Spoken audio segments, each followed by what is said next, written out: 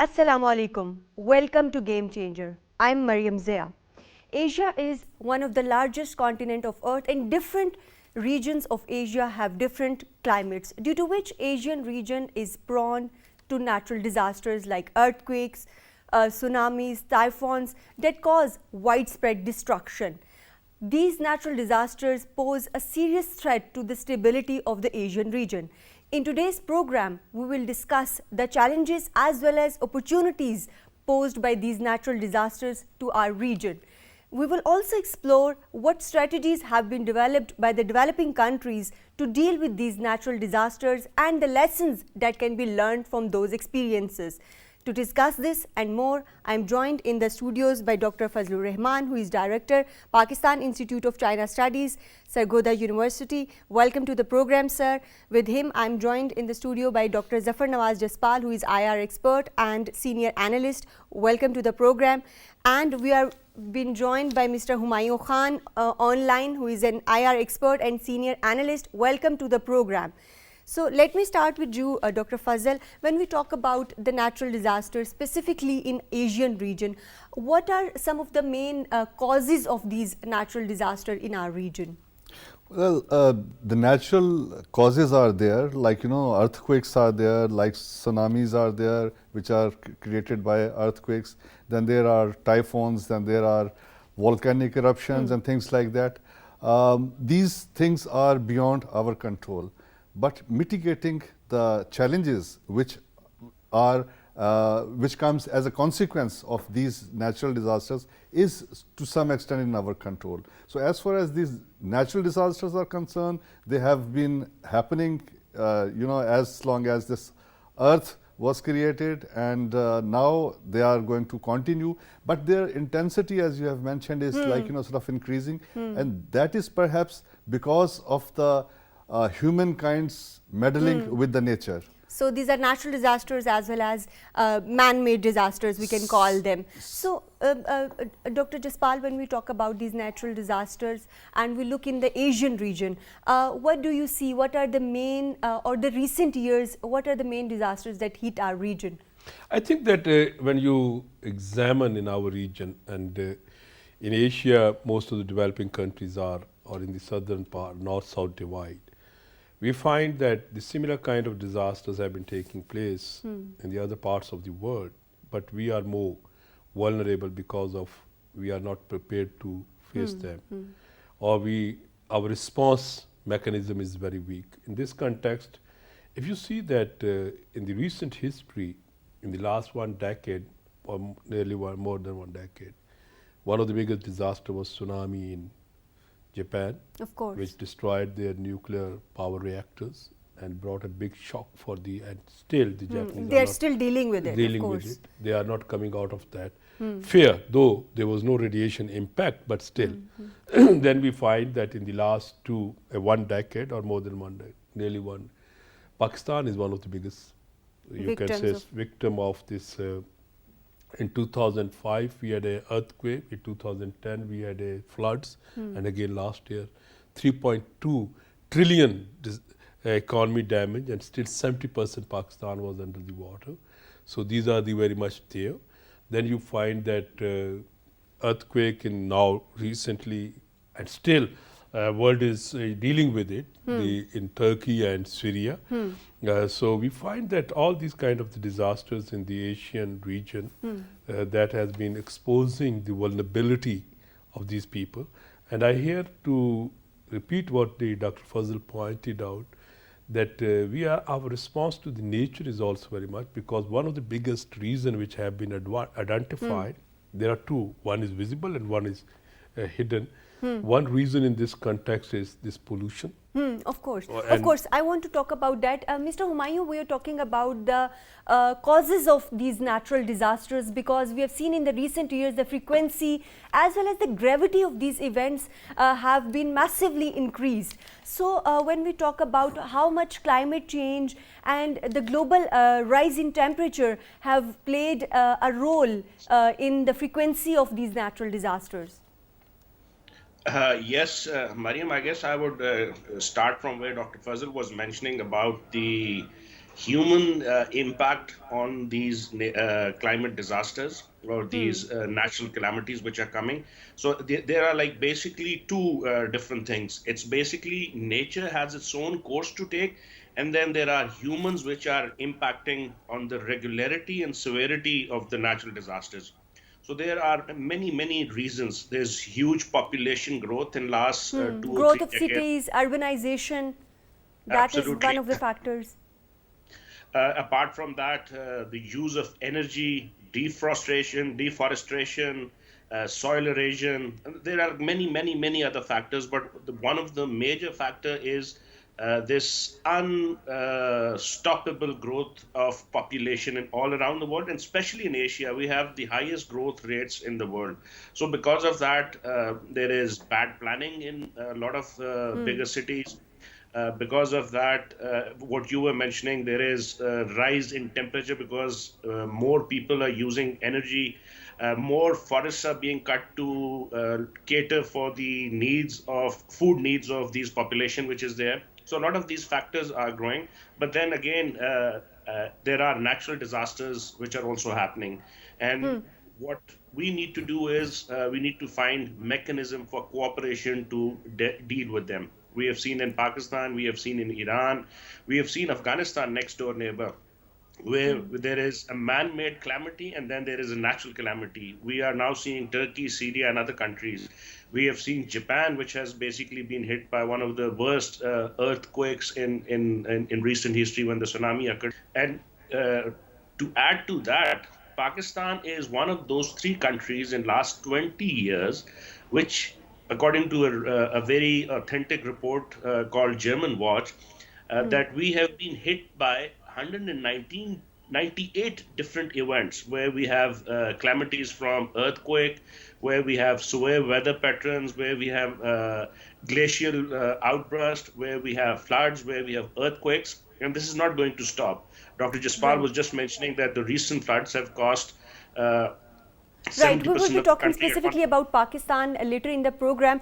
But Dr. Fazal, when we talk about these natural disasters, and of course, there is a natural course of action, and the humans are also contributing factor in these natural disasters, in the frequency of these natural disasters. So, when we specifically talk about Asian region, what role the poverty and the inequality in the region plays in responding to these natural disasters? Well, actually, poverty is one of the reasons that creates kind of conditions where the loss of human life is larger than it should have been. Similarly, the poor structures, poor infrastructure, poor construction patterns are all related to poverty. And that is how actually disasters themselves do not harm the human beings. It's basically the policies, it's basically the infrastructure that human beings built causes death. So we have to be sort of very mindful while we are undergoing development. So the development pattern should be more closer to kind of keeping in mind the forces of nature which can impact on human beings, which can impact on structure. We can save a lot of lives with good policies. But Dr. Fazal, when we talk about these challenges, so what are the challenges that are faced by these countries in the region, specifically the underdeveloping countries, that lead to these kinds of impacts? Well, the primary challenge is, I think, less preparedness. They are not prepared properly for any kind of disaster. But Dr. Fazal, these preparedness and these technical, equipments need a lot of financial assistance. Related to resources, absolutely. But they have to allocate adequate resources for these kind of natural calamities which one country could expect. For example, in Pakistan, the flooding is a very regular, recurring phenomena. So we have to be more prepared for dealing with such kind of disasters which are prone to flood-related consequences. So I think that we have to keep in mind earthquake are something which has to deal with the structures, and structures should be according to the recommended protocols of construction, and nobody should be allowed to construct sort of unplanned, ill-planned kind of settlements. That's why especially along the- we are seeing a lot of actions being taken, legal action taken against people in the infrastructure industry in the absolutely, Turkey absolutely. earthquake, The right. quality assurance of construction and the design, I think it's absolutely essential in Right, order to avert. Right. These things should be kept in mind. But when we talk about these natural disasters and the frequency of these natural disasters, what kind of challenges Asian countries face in terms of resources and financial assistance? I think that we always jump on the end. We do not understand what is the problem earlier. For instance, when you go for planning, urban planning, there is no need of resources. When you went for rule of law, there is no need of resources. There is a rule of implementation capacity is lacking. I can give you an example for this. For example, Islamabad, we have many zones in Islamabad. Islamabad is also earth-prone area. But if you see the everyday infrastructure here we are building, is the CDA is implementing the code of buildings? No. That's the reason that we had in 2005, this tower was fallen. Why they are building so much infrastructure within this area, or what is the planning, why they are changing the zoning when it was conceived this city, why they are changing it. So this is the first So there is point. need for early warning systems as well, No, and a lot of no. planning as well. Urban planning and sticking with that urban planning and going with the code of conduct. For example, your question is that where we are facing a challenge. Yes, when the disaster happens, then you need a lot of resources for rehabilitation of the people who are alive there. Some are injured, infrastructure gone, and people are not. So, but the question is, when the disaster occurs, at that time, why we have been lacking this awareness of that area.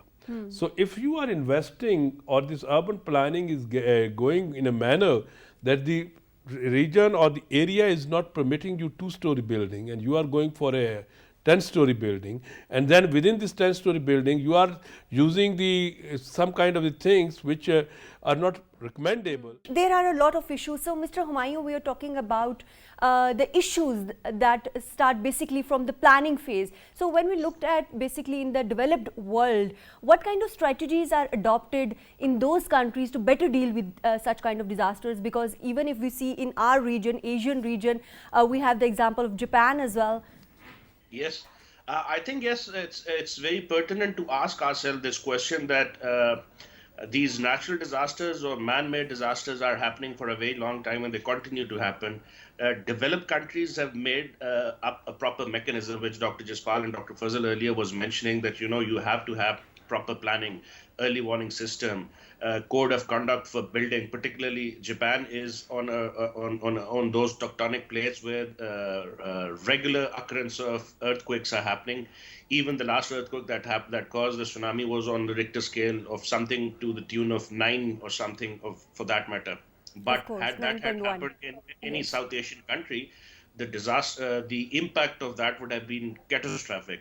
Even though it was very huge in Japan, Japan was able to mitigate with proper planning, early warning system, rehabilitation, and a system which was in place. So this also needs to be done in developing countries. But then again comes the question, where to get the resources, how to properly... Right. We will talking allocate more them. about the resources and where to get these resources. But we have to take a short break here. We're talking about the impacts of natural disasters and how developed countries have developed different strategies to better deal with these disasters. Take a short break.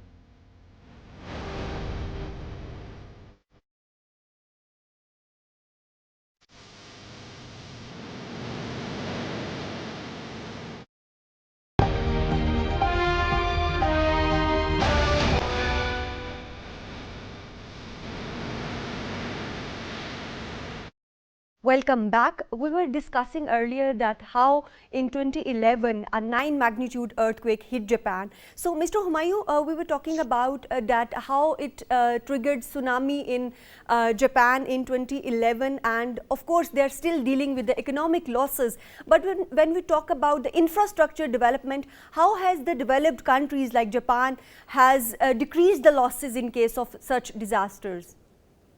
Thank you, Mariam. I think it's pretty clear in the developing world that there is already a realization, and then there is always availability of resources as well. There is proper urban planning. There's always pre-early or early warning system in place for weather-related catastrophes, or, for example, for earthquake. It's still in that particular phase where early warning is not available, scientifically speaking. But there are still certain signs, and there's certain areas where can you do planning.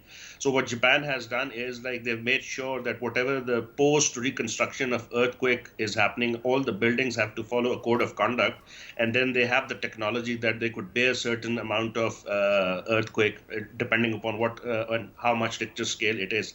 But the cost of disasters are particularly difficult to bear for lower and lower middle income countries.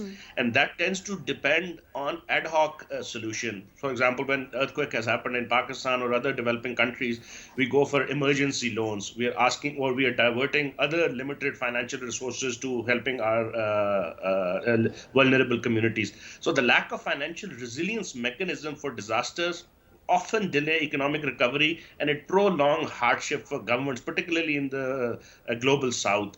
And there are more and more vulnerable communities because of this. There are Right, international right. mechanisms So, existing. Dr. Jaspal, when we talk about these, strategies or the resources that are required by under developing worlds, what kind of resources are required by these developing world, especially low and middle income countries, to better deal with and better respond to these natural disasters? I think that first is that we have to need a educational resources that we can educate the people and train the people, and we learn from the good experiences of the developed world, like Japan has been dealing with these Research is also very yeah, important. because in the Japan, if you see that they have been dealing with floods, they have transformed their big rivers into a canals, and then there is a flood in the river, but there is no noticing on the bank because they have dig them very much, and so we need that kind of a material support, that how we can transform our big rivers into a canal so that the water cannot come out. Second is we have to learn from that how we can go for urban planning, and within the urban planning which kind of the mechanisms are required or machineries are required, so that when we are dealing with these kind of the things, we follow the code, but at the same time if disaster happens, then there will how we are going to rescue them. Sir, what kind of technical expertise, like Dr. Jaspal is mentioning about, could be shared by developed countries to the developing countries to better deal with such kind of natural disasters or man-made disasters for that sake? Well, certainly what happens in the developing world is that from each disaster, they draw certain lessons and then they convert them into good practices. And those practices are available for the developing world, that they can learn from their experience how they tackle that. But certainly Knowledge sharing and technical assistance is also very important. Absolutely, absolutely. Human resource, human education is very important, and especially in the countries, where you cannot allocate huge resources for this purpose, you must train the masses also, because I think a lot of mitigation of threats or challenges which occur immediately after the disaster hits can be tackled by the local populace, as is happening in Turkey also. Most of the rescue work, initial rescue work, was done by the volunteers of the region, of the area. Because there is a very strong element of human resource training dealing with the natural disasters in Turkey. Right, right. There is a strong need for development of human resources. But Mr. Humayun, what are some of the other actions that can be taken by the developed world to help developing countries better deal with these risks and disasters? I think to begin with, there was a good news in the last Coop 27 when finally Pakistan and the help of other countries were able to convince the developing countries to have losses and damages fund.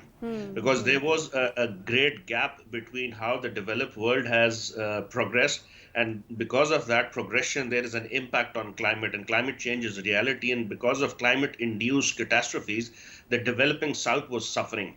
So finally, there was a realization after 30 years that, there has to be some compensation from the developing countries. So this was one thing which was lacking for last 30 years. Now we are going into COP28 in next year. Of course. We are hoping that international monetary institutions, World Bank, and other funds which are available. The cost of financial year 2021, World Bank and other financial institutions paid $26 billion to the developing countries to mitigate these disasters. But the estimate suggests that there is a need of something to the tune of $300 billion annually for these developing countries so that they can better adapt to this growing catastrophe. So if that could happen, I guess there would be resources, and with those resources, these poor governments or underdeveloped governments can utilize a lot of money and then machinery and understanding from the global south as well to train their people. Right. So I think this is an important step. Right. This is an important step, Dr. Jaspal, like Mr. Humayun is mentioning, that the establishment of loss and damage fund is an important step of helping the underdeveloped countries to better mitigate the efforts. But what are some of the other efforts that could be done by the developed countries, and what is the role of international cooperation for this purpose? I here draw your attention towards what immediately after the floods, the Foreign Minister of Pakistan, Bilawal Bhutto Zardari, made a very clear statement, and wherever he was going, he was saying that we are suffering because of the wrongdoings or what the misuse of the energy or the pollution which has been created by the developed world. So it's the responsibility of the developed world that they can contribute constructively and positively in this how to decrease the pollution which is now increasing the temperature, and so that we are able to manage these natural disasters. So I think in this context, the first step could be what our Foreign Minister very rightly pointed out, that the developed world must support this Paris or Kyoto programs, whatever there have been recommendations came that how to control the environment or the increasing temperature, because it is not only affecting one way. When we use the word disaster, we immediately the thing strikes our mind like earthquakes, tsunami, floods.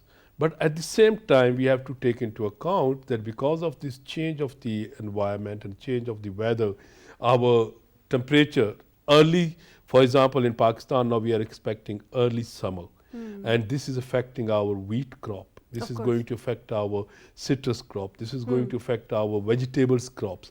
Similarly, when you go for a winter, last, for example, May, there was a hailstorm in Punjab, and which was not expected, and that is going to affect and miserably affected the mango crop, because with that you can say the bull was gone. Right. So by this way, these rising temperatures have definitely this is affected a developed world crime, developed world crime, and we are paying the price. So here the developed world has to come ahead and contribute positively in this sort of thing.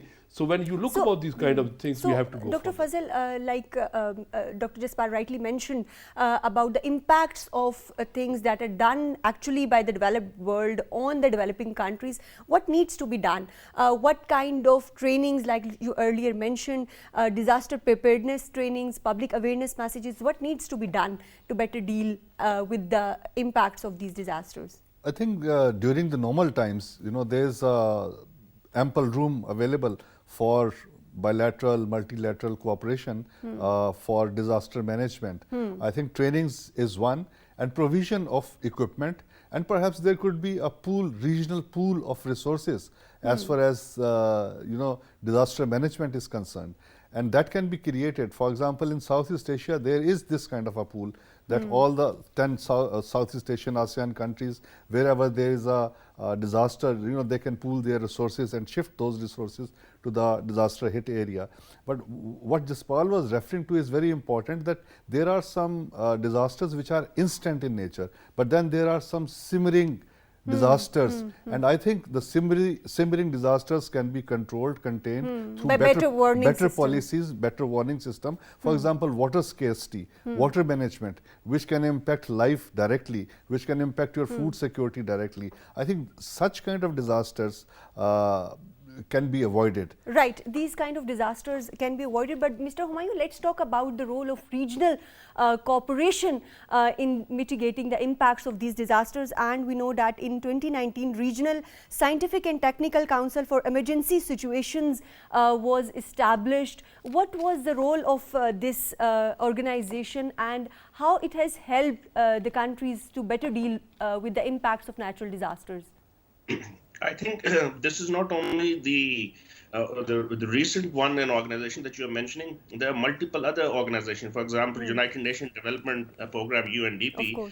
They're also responsible for operational preparedness for countries when something of the sorts happen, for mitigation. Then there is United Nations Office for Disaster Risk Reduction. As Dr. Fazal was talking about, the ASEAN country have a pool for resources if something of the sort happen. But unfortunately, if we talk about South Asia, particularly in our area, the organization which should have been very effective is SARC, but it doesn't have that much either the resources or the political will from the bigger player, particularly India, to basically help. On the other hand, I think if we can mainstream let's talk about the role of these regional organizations, like you mentioned. What role can SARC play, and what are the challenges that they have not been able to discuss these serious issues so far? Well, unfortunately, SARC has been held hostage by India for a very long time because of the issues that it have with almost all the neighbors, be it land-related issues, be it water-related issues, be it migration-related issues, be it many other trade-related issues. There are other barriers, and then political interference in certain countries. Then the list is huge. I think today's topic is more important than discussing what India did in SARC.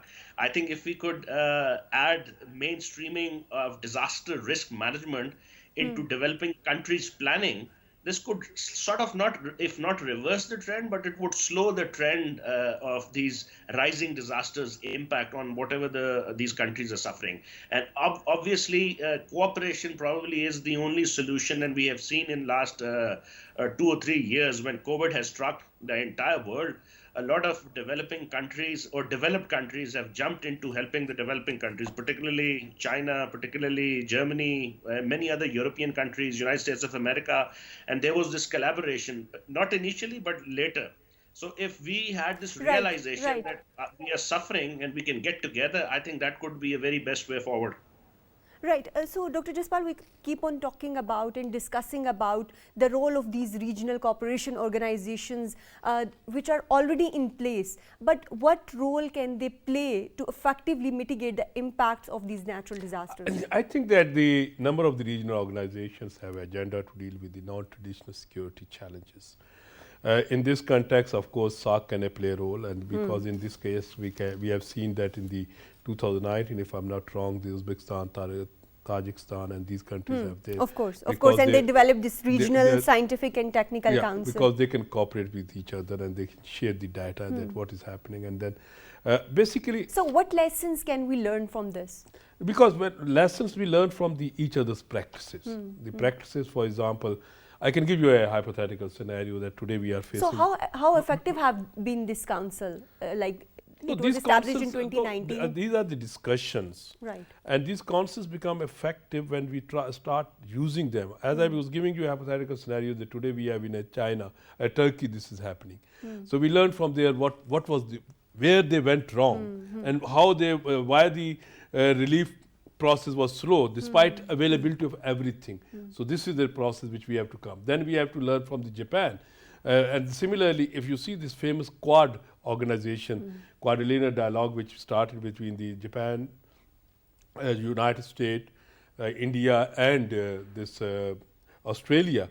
Originally in 2007, it was convened by the Australians and the Japanese for the sake of to address the non-traditional security challenges, so that regionally they work in order to deal with the tsunami.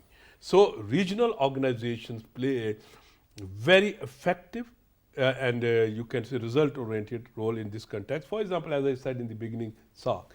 We are neighboring countries. We have identical topography. We have identical features. We have identical disasters. So when we deal with each other, we are able to overcome these kind of disasters. I may not overcome, because natural disasters Right. come but mitigate the Right. repercussions Better of them. deal with these kind Yeah. of disasters. We will be talking more about it, but we have to take a short break here. Thank you very much, Mr. Humayun, for joining in today's show. Take a break.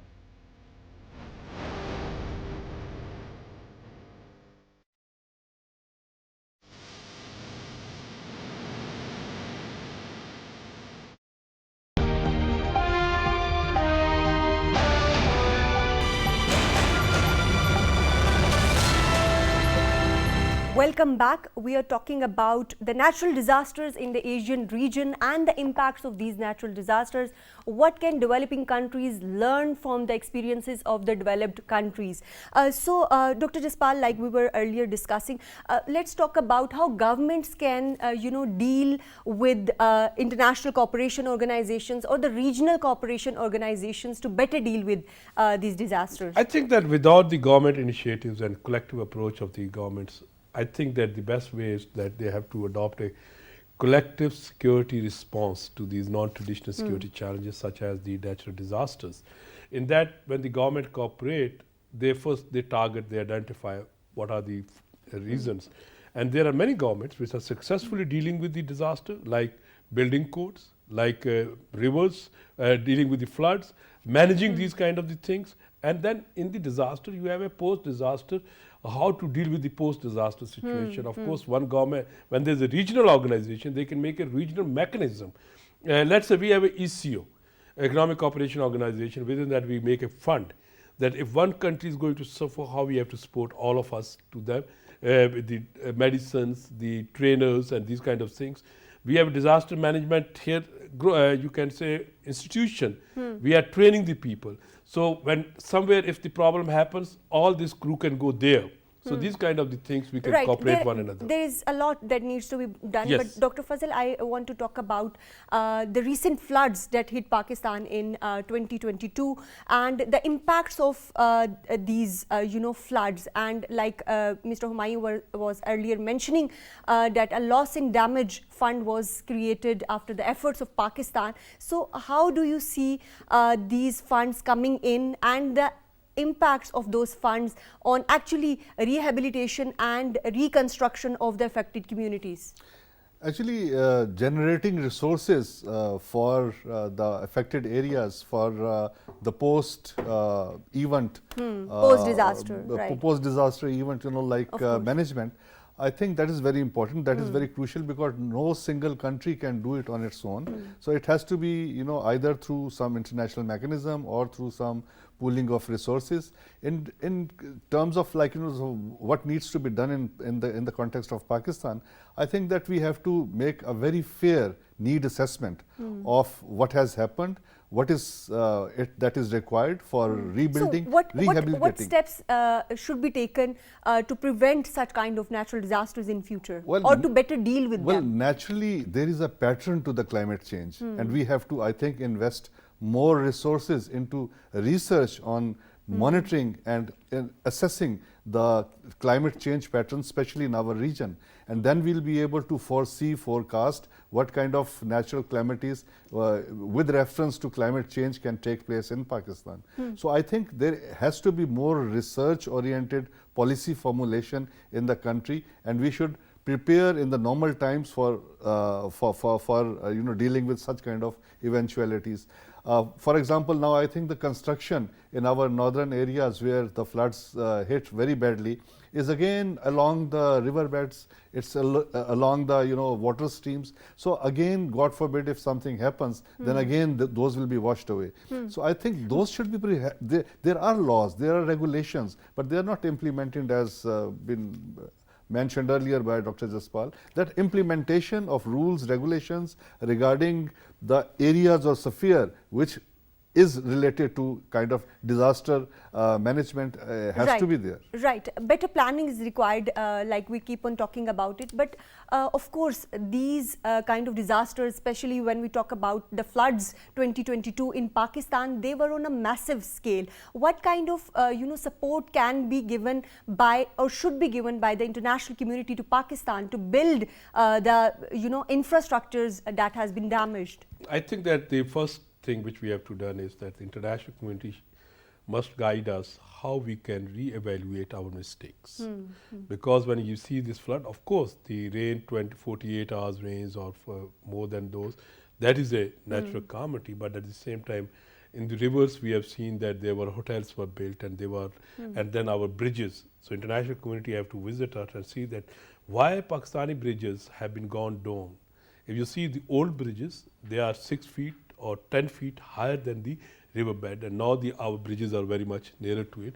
So that kind of the things, how we can manage this and overcome these kind of the things. Second is, of course, the international community training is required, because there are many developed countries which have been successfully dealing with disaster, conceiving or anticipating the disaster, responding it, and in a way how to, when the disaster takes place, they are responding it. Of course, we have all these code of conduct, frankly speaking. I understand that we know about everything. Why we are looking always towards the international community when there is a problem in our own?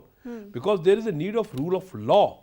There is a need of implementation of those codes. For example, just pick one city, let's say Islamabad, or pick one region like Sindh, that every time when the flood comes, why it crosses those?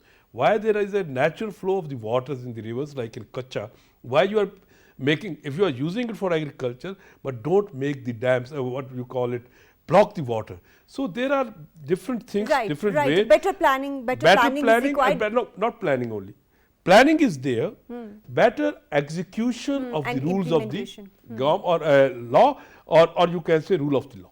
Right, right. But Dr. Fazal, of course, we know that planning is required, but these kind of massive scale floods needs international assistance as well.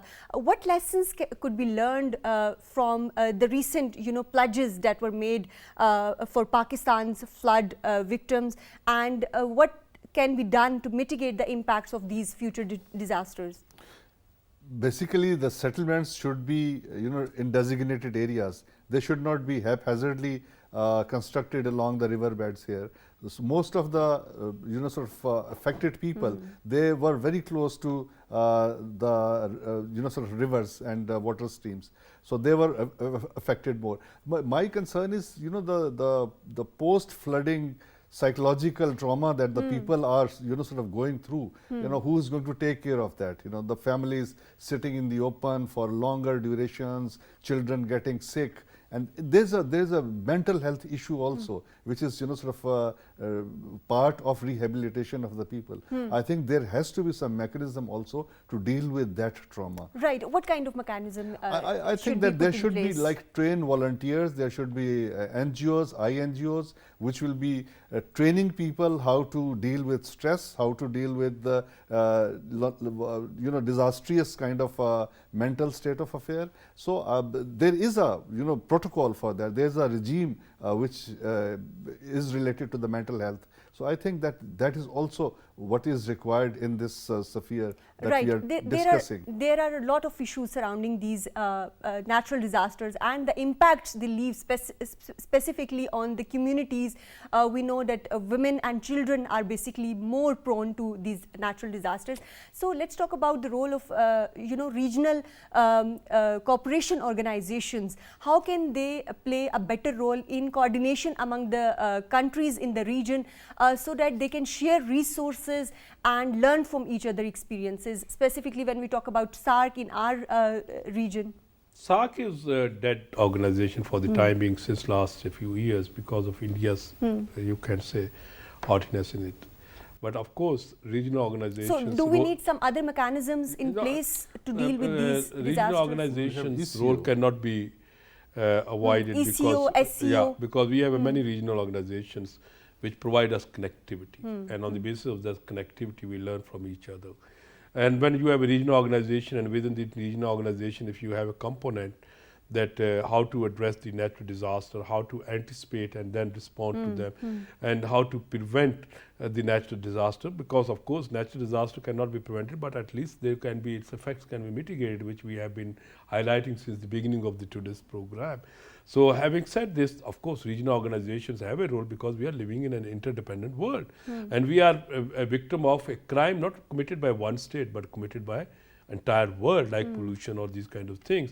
So that's why we are saying that the regional cooperation, or at the international level, international community cooperation, is imperative for mitigating the consequences or repercussions of the disasters. So how to prepare disaster risk, management systems to better deal with these disasters in the future?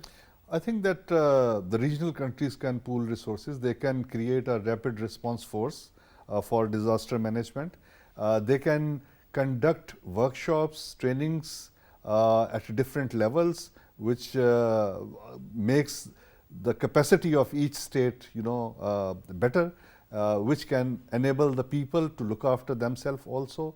So there has to be a massive program designed for dealing with disasters in each country. And certainly the technical know-how, the sharing of experiences and sharing of knowledge, which is pertinent to these disasters has to be pooled also. For example, there was some kind of predictions about the seismic changes which are taking place in this region. So this the entire region should study that. The entire region should study that, do some research on that, and see the patterns and try to make certain preparations according.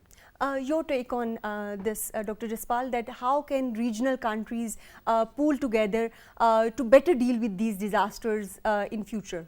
I think that the regional countries, for example, every country has their universities, and within the university they have earth sciences or geological departments.